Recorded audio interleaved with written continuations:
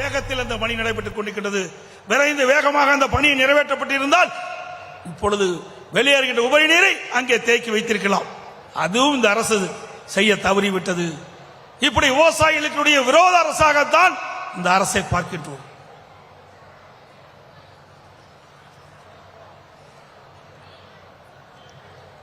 அது மட்டுமல்ல,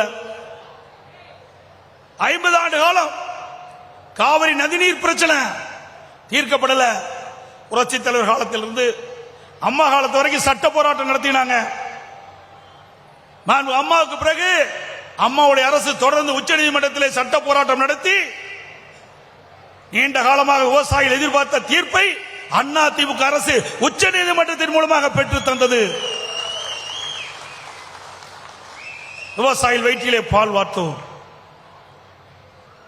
ஒவ்வொரு ஆண்டும் குறிப்பிட்ட டிஎம்ஸ் தண்ணீர் நம்முடைய மேட்டூர் அணைக்கு கர்நாடக அரசு கர்நாடக அணையிலிருந்து வழங்க வேண்டும் என்ற அற்புதமான தீர்ப்பை பெற்று தந்த அரசாங்கம் அண்ணா திமுக அரசாங்கம். திரு ஸ்டாலின் அவர்களே, அதோட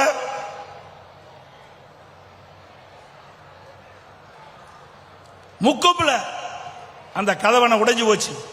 உடனடியாக அதற்கு தேவையான நிதி ஒதுக்கி அந்த அணையை கட்டி கொடுத்தோம். இப்ப இந்த திமுக ஆட்சிக்கு வந்த பிறகுதான் திறந்திருக்கிறாங்க. சிந்திச்சு பாருங்க, அணை கட்டியது நாம், திறந்தது திமுக. நாம் பெற்ற பிள்ளைக்கு பெயர் வைக்கின்றதா ஸ்டாலினுடைய வேலை.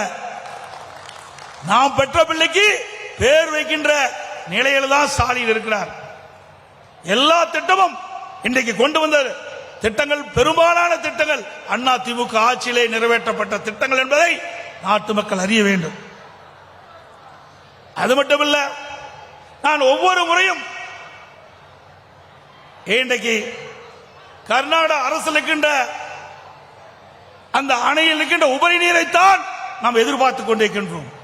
இந்த நிலை மாற வேண்டும்.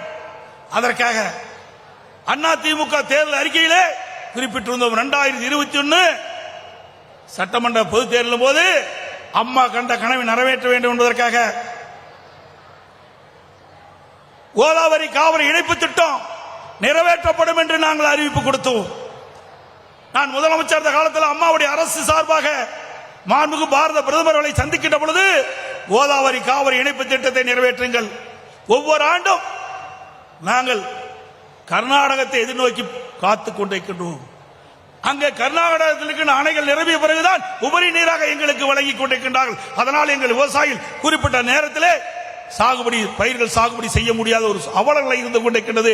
ஆகவே எங்களுக்கு கோதாவரி காவிரி இணைப்பு திட்டத்தை நிறைவேற்றி டெல்டா மாவட்டத்தில் இருக்கின்ற விவசாய பெருடைய மக்களுக்கு குறிப்பிட்ட காலத்திலே வேளாண் பணியை மேற்கொள்ள வேண்டும் என்ற ஒரு அற்புதமான திட்டத்தை நீங்கள் உருவாக்கி தர வேண்டும் என்று கேட்டவுடனே பாரத பிரதமர்களும் இசைவு தந்தார்கள்.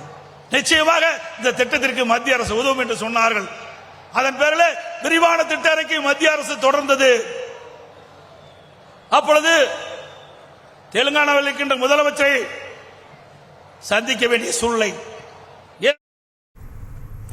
அதிமுக பெற்ற பிள்ளைக்கு பெயர் வைப்பதுதான் திமுகவுக்கு வேலை என எடப்பாடி பழனிசாமி குற்றஞ்சாட்டியிருக்கிறார். சேலம் மேச்சேரியில் நடைபெறக்கூடிய அவருக்கான பாராட்டு விழாவில் கலந்து கொண்டு அவர் இவ்வாறு திமுக அரசை குற்றஞ்சாட்டியிருக்கிறார்.